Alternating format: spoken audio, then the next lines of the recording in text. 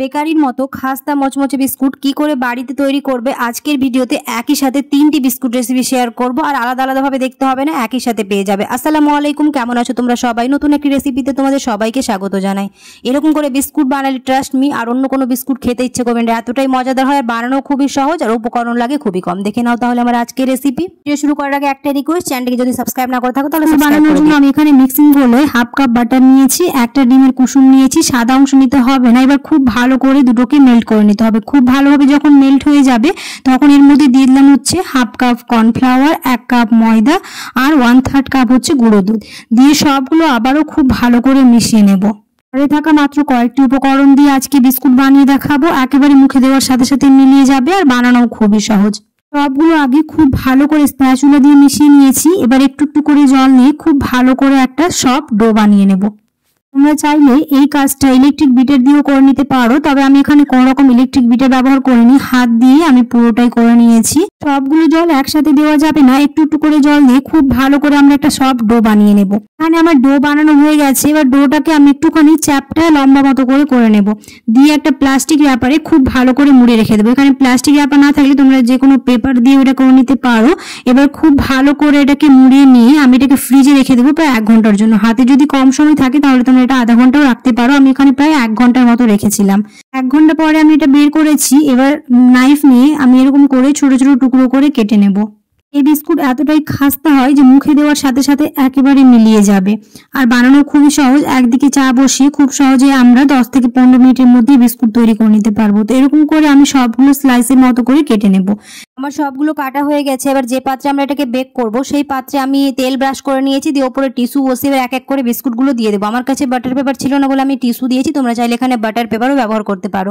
এবার আমি এখানে বেক করব, তার জন্য নুন বসিয়ে কড়াইটাকে প্রথমে প্রিহিট করে নিয়েছি। প্রিহিট করে নিয়ে এবার আমি থালাটা বসিয়ে দেবো, দিয়ে গ্যাসের ফ্লেমটাকে লো টু মিডিয়ামের মাঝামাঝি করে রেখে প্রায় 20 মিনিটের মতো রাখবো আর আমাদের বিস্কুট একদম রেডি হয়ে যাবে। এবার ঢাকনা চাপা দিয়ে কিছুক্ষণ রেখে দেবো। এই বিস্কুট বানাতে খুবই সহজ আর ট্রাস্ট মি এটা এতটাই মজাদার হয় যে চায়ের সাথে একদম জমে যাবে।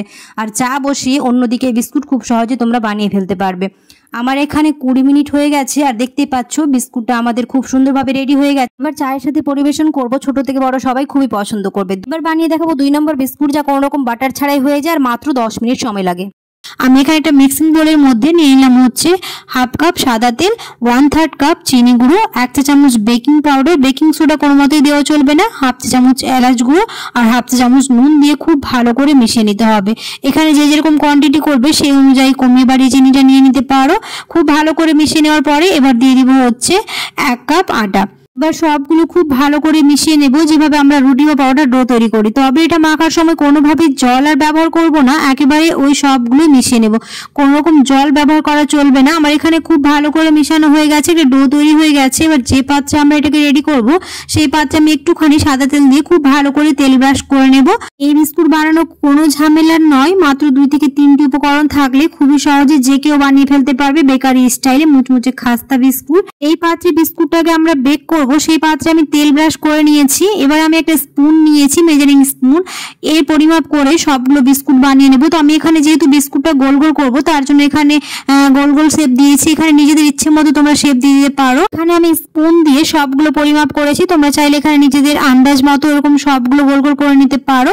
এবার আমি বিস্কুটটাকে দেখতে ভালো করার জন্য উপরে আমি ব্রাশ করে দিচ্ছি হচ্ছে ডিমের কুসুম, সাদা অংশ নয়, শুধু ডিমের কুসুমটাকে আমি এরকম উপরে উপরে দিয়ে দিচ্ছি। তবে এখানে টেস্টের কোনো হেরফের হবে না, বিস্কুটটা দেখতে ভালোর জন্যই দিয়েছি।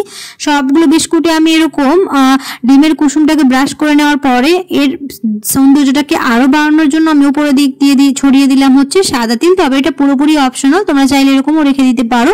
এবার আমি এটাকে বেক করে নেব, তার জন্য কড়াইটাকে প্রিহিট করে নিয়েছি, দিয়ে গ্যাসটাকে লো টু মিডিয়ামের মাঝামাঝি করে রেখে আমরা এটাকে 10 মিনিট রাখলেই হয়ে যাবে। আমি প্রায় 12 মিনিটের মতো রেখেছিলাম, তার জন্য নিচের দিকটা আমার এরকম লাল হয়ে গেছে। তোমরা যদি এরকম লাল পছন্দ না করো তাহলে 10 মিনিট রাখলে খুব সুন্দরভাবে আমাদের বিস্কুট রেডি হয়ে যাবে। তবে গরম অবস্থায় কোনো মতে এই বিস্কুট ছুড়ানো যাবে না, নাহলে ভেঙে যাবে। তাই আমি এটাকে রুম টেম্পারেচারে ঠান্ডা করে নিয়েছি, দিয়ে একটুখানি প্রেস করলে খুব সুন্দরভাবে ছুটে যাবে।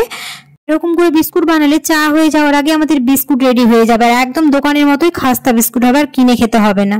গরম গরম চায়ের সাথে পরিবেশন করবো, তাহলে ছোট থেকে বড় সবাই খুবই পছন্দ করবে। এবার দেখে নাও 3 নম্বর বিস্কুট রেসিপি, যেটা বানাতে মাত্র 10 মিনিট সময় লাগে, উপকরণ লাগে খুবই কম। বিস্কুট বানানোর জন্য আমি এখানে একটা মিক্সিং বোল নিয়েছি। মিক্সিং বোলের মধ্যে হাফ কাপ দিয়ে দিলাম সাদা তেল, আর দিয়ে দিলাম হচ্ছে 1 চামচ ঘি, 2 চা চামচ চিনি দিয়েছি। এখানে নিজেদের পরিমাণ মতো করে দেবে, যে যেরকম কোয়ান্টিটি করবে সেখানে সেরকম পরিমাণ বাড়িয়ে কমিয়ে নিতে পারো। খুব ভালো করে মিশিয়ে নেওয়ার পরে দিয়ে দিলাম হচ্ছে 1 চিমটি নুন আর 1 চামচ বেকিং পাউডার। বেকিং সোডা কোনো মতেই দেওয়া চলবে না। আবারও খুব ভালো করে মিশিয়ে নিয়েছি। এবার দিয়ে দিব হচ্ছে 1 কাপ ময়দা। এবার সবগুলোকে খুব ভালো করে মিশিয়ে নিতে হবে। মিশিয়ে নেওয়ার পর একটা ডো তৈরি করে নিতে হবে, যেভাবে আমরা রুটি বা পাউডার ডো তৈরি করি। তো এখানে আমার খুব ভালোভাবে এটা মাখা হয়ে গেছে। এবার যে পাত্রে বিস্কুটটাকে আমরা তৈরি করব সেই পাত্রে আমি একটুখানি তেল দিয়ে খুব ভালো করে তেল ব্রাশ করে নিলাম। এবার যে যেরকম শেপ চাইবে সেরকম করে এখানে বিস্কুটের শেপ দিতে পারো। আমি এখানে একটুখানি ওই চ্যাপটা লম্বা মতো করে দিয়েছি। এখানে নিজেদের পছন্দ মতো এখানে শেপ দিয়ে দিতে পারো, তবে একটুখানি করে নিয়ে এরকম খুব ভালো করে প্রেস করে দিয়ে একটুখানি চ্যাপটা করে নিলেই আমাদের বিস্কুটের শেপ একদম রেডি হয়ে যাবে। তো এরকম করে সবগুলো বিস্কুট বানিয়ে নেব। তো এখানে আমার সবগুলো বিস্কুট বানানো হয়ে গেছে। আর যে পাত্রে আমরা এটাকে রাখবো সেখানে অবশ্যই তেল ব্রাশ করে নিতে হবে। এবার একটা টুথপিক নিয়ে এরকম আমি ডিজাইন করে দিলাম, তবে এটা পুরোপুরি অপশনাল, তোমরা যদি চাও তাহলে এরকমও রেখে দিতে পারো। তবে আমি এখানে একটুখানি এই ডিজাইনটাই করেছি, যেহেতু এটা খুবই এখন ট্রেনিং এ চলছে আর দেখতেও ভালো লাগবে, তার জন্য আমি এটা দিয়েছি। তো এরকম করে সবগুলোই বানিয়ে নেব। আর এই বিস্কুট বানানো খুবই সহজ। একদিকে চা বসিয়ে অন্যদিকে খুব সহজেই আমরা এই বিস্কুটটা তৈরি করে নিতে পারবো, হাতে মাত্র 10 মিনিট থাকলে।